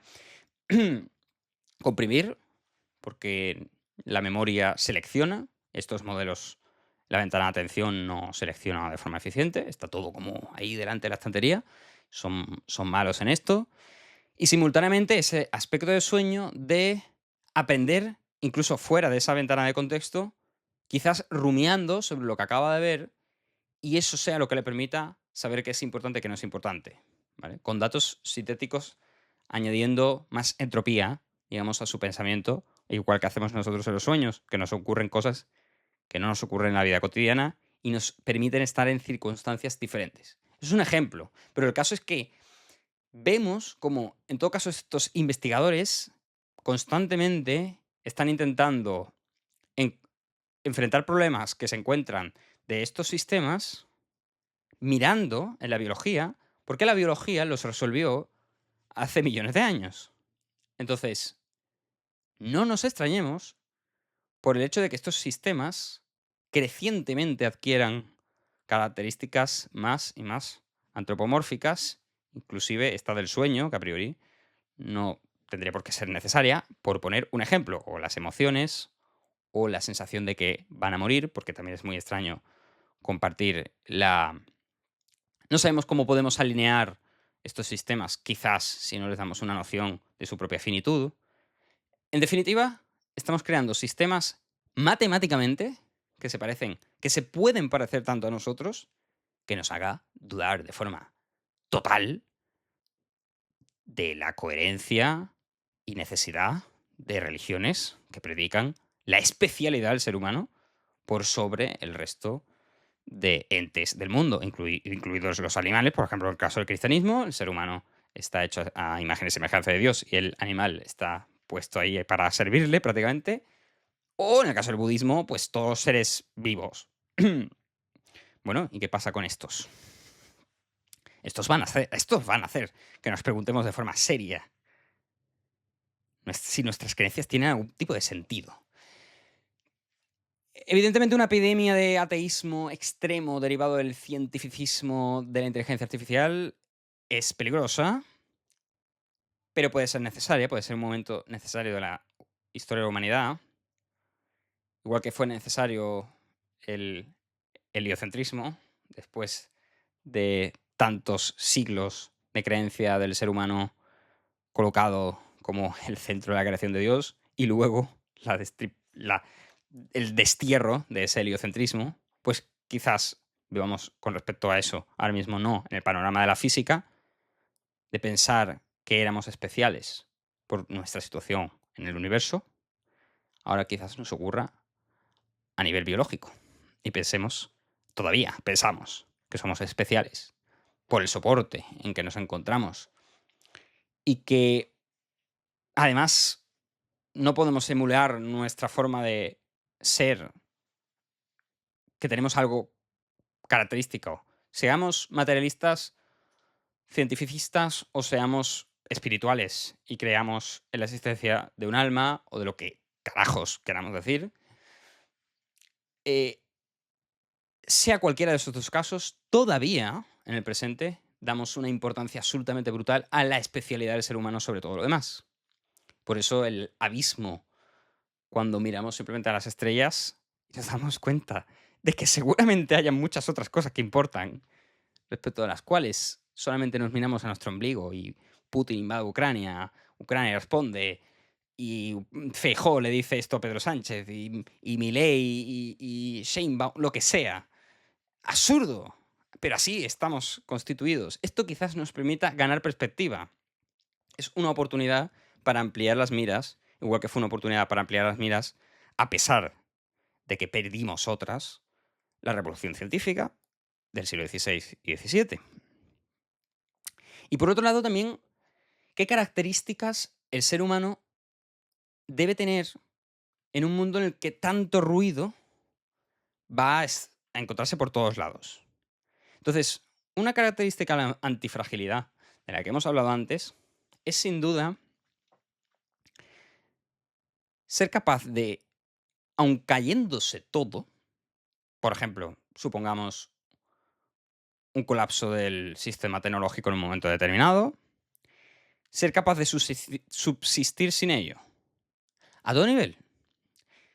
Seguramente lleguemos a un nivel de dependencia tal con las inteligencias artificiales que incluso cosas tan delicadas como una central nuclear las deleguemos en este tipo de sistemas. Pero eso no podemos controlarlo. Lo que sí podemos controlarlo es si vamos a tener una dependencia emocional con respecto a ellos, igual que tenemos una dependencia emocional con respecto a los algoritmos que son inteligencias artificiales más primitivas, pero son machine learning puro, de Google, de YouTube, de la Instagram, las redes sociales, ¿no? Si nos han determinado de forma tan brutal esos sistemas tan primitivos, ¿qué coño van a hacer estos? Pues va a ser importante y hay que encontrar la solución antifrágil a eso, que es ser capaz de vivir en un mundo sin información, sin tecnología, al menos de vez en cuando. Y en ese 10% de caso conservador absoluto debe encontrarse, sin duda, este aspecto, que es resiliente incluso ante una caída generalizada de estos sistemas. Porque además te permite ver qué narices es importante para ti como ser humano fuera de ese ruido. Entonces, sin duda creo que va a ser muy importante, como dije antes, estar pendiente de las noticias de inteligencia artificial, pero por otro lado, ser capaz de abstraerse por completo del ruido, por ejemplo, con temporadas de cero contacto tecnológico con nada. No es una solución, es una condición, pero si esa condición se combina con algún tipo de solución de tipo de desarrollo personal, puede ser una forma de construirnos a nosotros mismos ortogonal al riesgo que todo lo que hemos hablado hoy implica. También a nivel envidia de quienes están en una mejor situación, pena, compasión, insana, porque la compasión sin duda puede ser fantástica y sana, pero digamos, sentir casi desprecio o, bueno, en todo caso, pena, tristeza por lo que ocurre en otras partes del mundo, pero una tristeza paralizante, esa desigualdad que se abre cada vez más. El otro día escuché un dato horroroso que precisamente me daba Gemini, quizás sea incorrecto, quién sabe si es incorrecto, de que de 2000, bueno, en general, desde la Segunda Guerra Mundial, gracias a Dios, hasta 2015, la desigualdad a nivel mundial emprendió su marcha más acelerada de la historia de la humanidad, evidentemente por el desarrollo de países, primero como Japón, Corea del Sur, luego China, que tiene una cantidad de población mundial brutal, todavía la India, Latinoamérica, aunque Latinoamérica era más rica que países europeos, también países europeos. España era muy pobre en el siglo XX, muy, muy, muy pobre, y solo se desarrolló en los 60, ¿no? Pero, en todo caso, hubo esa convergencia a nivel mundial, hubo un aumento de la paz, sin duda, desde la Segunda Guerra Mundial, a pesar de toda la mierda. Pero desde 2015 hasta 2026, esta tendencia se ha revertido. Y por primera vez, ya digo, desde la Segunda Guerra Mundial ha habido un aumento de bolsas de pobreza, ha habido un aumento de desigualdades. Es decir, no necesariamente mayor desarrollo tecnológico, evidentemente, implica que automáticamente se dé la convergencia, incluso no solo convergencia, sino disolución de la pobreza. Hay más hambre en 2026 en el mundo que en 2015 por eventos como la guerra de Ucrania, que han tenido muchas consecuencias en el precio de energía y también del grano, en países para los cuales la cesta de la compra es el 80% de su salario y que a nosotros no nos afecta tanto, con la inflación que exportamos los países desarrollados a los países subdesarrollados en ese momento, e imaginemos lo que viene. Si en esas circunstancias somos personas muy sensibles, que tenemos que serlo, ante estas circunstancias, pero esa sensibilidad no viene acompañada de paciencia, de resiliencia, de ser capaz de apoyar a nuestro entorno, de ser capaz de aportar algo a nuestro entorno, independiente de lo que ocurre en ese tercer mundo. Vamos a venirnos abajo. Yo tengo esa hipótesis de que el mundo se va a convertir en un lugar más complicado de vivir para las personas sensibles y esas personas tienen que emprender una acción ya seria de desarrollar esa paciencia, que es una cualidad muy importante. También para su propia vida, evidentemente, porque nadie sabe lo que va a venir. Entonces, ante incertidumbre externa, siempre desarrollo interno es la máxima solución antifrágil que puede existir. De eso no cabe la menor duda. Y cada persona tendrá su forma. Yo, por ejemplo, encuentro algunas prácticas budistas muy interesantes, otras no puedo aceptarlas. En buena medida también por este ateísmo que he ido importando cada vez más, aunque el budismo sea originalmente ateo, pero bueno, en todo caso, no espiritual, puramente cientificista, materialista, debido a este desarrollo de las inteligencias artificiales. Y no me extrañaría que le ocurriera a muchas personas más, igual que a mí mismo. No tengo por qué ser diferente de los demás. Y finalmente también, en un mundo en que la inteligencia artificial pueda convencernos de tantas cosas, pero en el cual no seremos conscientes, de nuevo, de ese problema de interpretabilidad, de cuál es su verdadero estatus de conciencia, será más importante que nunca confiar en la experiencia de un humano. Entonces, en todo ese vector anterior que hablamos de autenticidad del ser humano y demás, y valores prosociales y comunicación, demás, entra sobre todo, porque no digo que no pueda tener empatía aparente un sistema de inteligencia artificial tanto como un ser humano, o más, ya tienen más empatía que un ser humano, evidentemente, en general. Prácticamente siempre tienen más empatía una inteligencia artificial que un ser humano, aparentemente fuera, ¿no? Mm, pero no estamos seguros de que esa experiencia sea genuina. No sabemos si hay una experiencia subjetiva. Ahora mismo, evidentemente, asumimos que no hay una experiencia subjetiva de esa empatía. Entonces, en la medida en que dependamos más, tengamos más tiempo para pensar sobre nosotros mismos y orientar nuestra vida, embarcarnos en este proceso de búsqueda de sentido, tenderemos a confiar más en este tipo de máquinas. Este tipo de inteligencias artificiales. Pero este tipo de inteligencias artificiales no podemos estar seguros de que jamás vayan a tener una experiencia subjetiva del mundo. Tendrán quizás otra experiencia subjetiva del mundo, pero quizás nunca tengan una experiencia subjetiva del mundo, quizás. Entonces, la única garantía, si no somos solipsistas, es que otro ser humano sí lo va a tener. Entonces, aunque confiemos de manera técnica en otras personas, la confianza, y aquí viene este aspecto en que otro ser humano sufre como yo, otro ser humano mm, siente felicidad como yo, otro ser humano ha sentido tal sensación, este ser humano ha llegado a tal conclusión por tal motivo de su vida, eso va a tener, es decir, encontrar un maestro con experiencia vital va a tener un peso más grande que nunca en un mundo en el cual, por supuesto, vamos a ser convencidos por todo tipo de cosas por inteligencias artificiales. Pero esa última chispa que justifica todo lo demás nos va a dejar un sabor de boca malo, amargo, brutal, que no nos deja si confiamos en otro ser humano. Aunque del otro ser humano podemos sospechar que en realidad tampoco sienta lo que dice y que sea un impostor. Pero bueno, en todo caso podemos tener más seguridad que con respecto a una IA, eso desde luego. Entonces, este aspecto de también saber en quién apoyarse respecto de quién generar una cierta relación de, ya digo, maestro-discípulo. Esta es una visión muy de los budistas, pero puede ser extrapolable a muchas otras cosas. Un profesor, pues a lo que sea, ¿no? Puede ser muy interesante también, pero como es evidente, el camino aquí es completamente individual.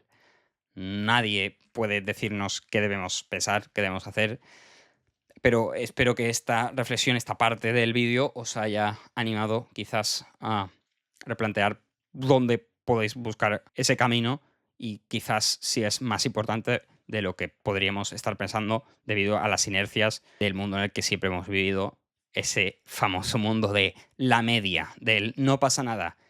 Y ahora vamos con ese apéndice matemático que en realidad es muy intuitivo, muy sencillo. Yo no soy un experto en esto.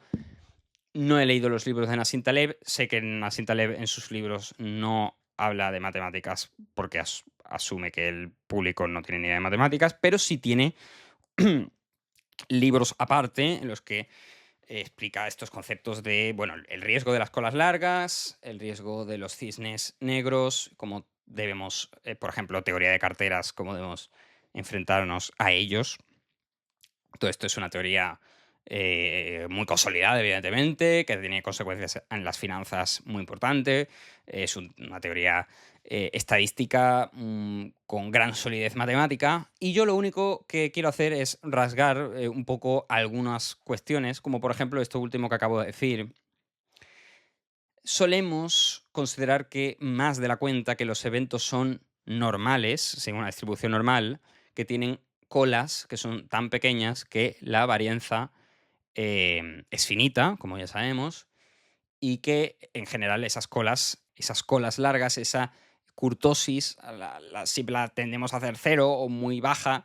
Entonces, muchos modelos matemáticos serios sobre el mundo, por ejemplo, a nivel de lo que ocurrió en 2008, este cisne negro, que es el que creo que detona la reflexión de Nassim Taleb sobre el cisne negro, eh, debe apelar a distribuciones como la de Cauchy, que tienen varianzas infinitas y que, por tanto, dan mucho más peso a esas colas. Entonces, supongamos que tenemos una variable aleatoria, x, que sigue tanto una distribución normal en caso uno como una distribución de Cauchy en el caso 2. ¿Qué simboliza esta variable x? Pues básicamente es si tienes un evento muy, muy, muy a la derecha, simboliza que ese evento es muy, muy positivo, y si es un evento muy, muy, muy a la izquierda, significa un evento muy, muy positivo, muy, muy negativo, muy desastroso, y en el medio, en la media de la normal, tanto de Cauchy, coincide la media con el centro, eh, es el evento de que todo va a seguir igual, de que no va a haber nada que vaya a romper demasiado las cosas, ¿no? Esto se puede aplicar tanto a nivel sistema económico como a nivel propio. Oye, yo asumo que a nivel propio mi trabajo va a seguir como tal, sigue una distribución normal, más allá de 3 sigma, la probabilidad de que eso ocurra es despreciable. Eso no ocurre en el caso de Cauchy. Bien, pues la asunción es que si asumimos que la distribución de x es normal, entonces si tomamos una función g, siendo la función g una función medible por él que aplicamos sobre la distribución x, si esa función g lo que va a simbolizar es cuánto nos beneficiamos nosotros de esa circunstancia x. Bien, entonces, evidentemente por el lado derecho va a ser positiva esa función g, porque cualquiera se va a beneficiar más o menos, ¿no? Pero te puedes beneficiar más si es una g que tiene mucha convexidad, como hemos hablado antes. Es decir, si las cosas van súper bien y tú te habías apalancado a que las cosas sí no van a ir súper bien, pues tu G va a ser súper explosiva. En cambio, si tu G era vas a ser funcionario, pues aunque las cosas vayan súper bien con la inteligencia artificial, tú tampoco te vas a beneficiar tanto, ¿no? Entonces, ese sería el asunto. ¿Qué G tomamos en función de si asumimos que la X sigue una distribución normal o una distribución de Cauchy? Entonces, esta es la cuestión. Si asumimos una distribución normal, la visión del white collar que no va a perder el trabajo, pero o que, digamos, que no asume el cisne negro y que sigue todo como está, estudia su carrera, va a trabajar lo que sea, no coge ni lo muy conservador ni lo muy arriesgado, porque busca esa media. Pues si asumes que la X sigue distribución normal, esa es una buena opción. No hay ningún problema. ¿Por qué? Y aquí está la cuestión. Aquí está la cuestión. La media de tu función de retorno, la media de cuánto vas a ganar, va a coincidir aproximadamente, en el caso de una normal perfecta va a coincidir exactamente, pero en todo caso, va a coincidir aproximadamente con la G aplicada a la esperanza de X. Entonces, pongamos un caso, ¿bien? Tenemos una G extraña. Es una G que cuando X vale menos que 2, se va a menos infinito, ¿vale? y que cuando x vale más que 2 está bien, es una g positiva, pongamos, ¿vale? Esto se puede, por ejemplo, pensar como un río. Y entonces tú vas a cruzar un río y dices, bien, la profundidad del río como máximo son 3 metros, pero también tienes lugares donde mide 0,5 metros y tienes lugares donde mide 2 metros. Bien, entonces, de media, ¿el río cuánta profundidad tiene? Pues si el río de profundidad tiene 1 de media y tú mides 2 metros, pues no vas a tener ningún problema, 1,80 m, no vas a tener ningún problema en cruzar el río si asumes, y esta es la cuestión, si asumes que no existen eventos cisne negro muy por debajo de la media. Entonces, de nuevo, tu G es muy vulnerable a si caes por debajo de 2. Si tú asumes que la esperanza es 1 y coges la G de 1, es decir, tú dices, guau, como el río mide 1 metro de profundidad de media y yo mido 1,80, no me va a pasar nada. Ya, pero es que con que haya un punto del río que mida 3 metros de profundidad, aunque la media de 1, te mueres por digamos, la configuración de tu función G, que es muy vulnerable ante ese evento. Entonces, hay que coger una G diferente tal que tu G de la media sea inferior, que es la aproximación falsa. Nosotros vemos la media de un fenómeno, vemos la media, el río de media mide 1 metro. Y decimos, guau, pues como yo mido 1,80, estoy por encima de la media de G. Fantástico, ¿no?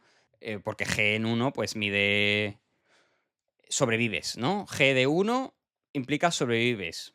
Pero claro, lo real es coger la media de G sobre X. Entonces, G, efectivamente, en el 0, positivo. En el 1, positivo. En el -3, menos infinito. En el 1, positivo. Y en el 0, positivo. Pero como tienes ahí un menos infinito, la media de tus Gs, evidentemente, también es menos infinito. Básicamente, describe el fenómeno real. Tú te vas a ahogar. Entonces, ¿cuál es la forma de saber si tu función G de retorno sabe, condensa la información de la media para saber que vas a estar en una mejor situación de la esperanza de aplicar G sobre la esperanza de la variable X al principio? Pues la forma de saberlo es con una cosa que se llama desigualdad de Jensen, que te dice que si tu función G es cóncava, entonces, evidentemente, y eso simplemente basta con coger 2 puntos cualesquiera de tu función G cóncava y ver que la media de la función G valorada en ese intervalo va a estar por encima que la media de la recta, porque toda la recta está por debajo siempre. En cambio, si es convexa la G, en todo punto, cada 2 puntos, siempre la recta que los conecta está por encima. Entonces, la media de la recta que los conecta está por encima que la media de G. Entonces, si la función es y eso se aplica para cada 2 puntos, lo puedes aplicar para todos los puntos de la distribución y te sale muy fácilmente, teorema de Jensen, que si la función es convexa, si G es convexa, siempre tienes la garantía de que tu retorno, de que la media del retorno es superior al retorno de la media. Y eso es muy importante, porque el retorno de la media es la asunción que hacemos. Decimos, lo más probable es que ocurra esto. Lo más probable es que yo no me quede sin trabajo. Y aplico mi función G a ese caso. Digo, no me quedo sin trabajo, pues me voy a hacer quant, que gano 800.000 euros al año. Eh, Ahora, si tú hicieras al revés y haces función media de la función G de retorno, si la función G de retorno es yo me hago quant y en el caso de la cola pesada de la izquierda, en el caso de una normal no me afectaría, pero en el caso de que usumo una distribución de Cauchy, me va a tomar por culo la distribución, la media de la G sobre X me sale muy por debajo de lo que me salía la G aplicada a la media. Es decir, lo más probable es que acabes muy por debajo del escenario que habías considerado. Entonces, si tu función es convexa, esto deja de ser así. Y entonces, ¿cómo se construye una de estas funciones convexas? Pues con una función de tipo barbell. Bien. Entonces, normalmente asumimos funciones como la que podéis ver aquí, de la exponencial, que son de tipo cóncavo, que cuando el evento es muy dramático caen muy abajo, pero como asumimos que el evento muy caótico, no muy desagradable no va a ocurrir, pues no pasa nada. La media no sale tan mal. Pero si asumes que X es distribución de Cauchy, ahí ya sí te lo cargas. Pero si coges una de convexa, da igual si es una distribución de normal o una distribución de Cauchy. Siempre acabas por encima, a pesar de que si tú coges y puntualmente lo comparas en la media, pues te pueda salir peor, vale, en la media de los casos te puede salir peor adoptar esta estrategia Barbell que asumir la estrategia del oficinista común, vamos a llamarle. Pero si coges la media de los retornos, entonces ahí sí la que gana es la estrategia Barbell siempre. La estrategia Barbell entonces la podemos construir en nuestro caso que hemos hablado como una función que a partir de un cierto punto está acotada su beneficio por X. Es decir, si X es muy, muy, muy, muy elevado, siempre vas a poder beneficiarte de ello. Pero luego por la izquierda está acotado por una cierta constante. Entonces nunca te vas a menos infinito. ¿Eso cómo se hace? Bueno, pues en el caso de los funcionarios te vendría para el caso 4 que hablamos antes de, de que hay un colapso del desempleo muy generalizado, pero no colapse el sistema económico. Y en el caso de que también colapse el sistema económico, pues tienes la opción C, ultra conservadora, con un C una constante mucho más abajo, pero porque es subóptimo morirte de hambre siendo Diógenes de Sinope, pero desde un cierto punto de vista es subóptimo, pero al menos, bueno, tienes una estabilidad emocional y demás. Entonces, tampoco caes a menos infinito. Esa es la idea. Haces una ponderación de esas tres Gs, construyes tu nueva G, tu nueva variable aleatoria, y esa nueva variable aleatoria es resiliente independientemente de lo que venga. Y no solo eso, sino que encima, y a diferencia del escenario 100% conservador, se beneficia de las colas largas por la derecha, de las colas beneficiosas, porque siempre tienes la posibilidad de que tu convexidad salga bien, de que tu opción con mucha varianza del canal de YouTube, en mi caso, pues salga bien. Lo más probable es que no salga bien, pero si sale bien, tienes un retorno muy elevado. Y de media siempre te va a salir mejor si computas sobre la media de los retornos. Y si asumes que la distribución es de Cauchy, también, sin duda, sobre el retorno aplicado sobre la media. No sé si habéis entendido todos, pero los que sepan de estadística, pues entiendo que más o menos sí, que se entiende el argumento. Y por eso está, para mí, fundamentado de esta manera concreta. Y creo que es importante también fundamentarlo con los conocimientos que uno mismo tiene de otras materias, de matemáticas, esta discusión de tipo personal en torno a la vida, porque, bueno, tienes esas herramientas y ¿por qué no las vas a utilizar? Entonces, cola larga. La AGI es una cola larga que hay que tener en cuenta sin duda. No vivimos en una distribución normal. Hagan cosas. Espero que les haya sido de utilidad el vídeo, que es lo más importante, y a ver lo que nos deparan las próximas décadas.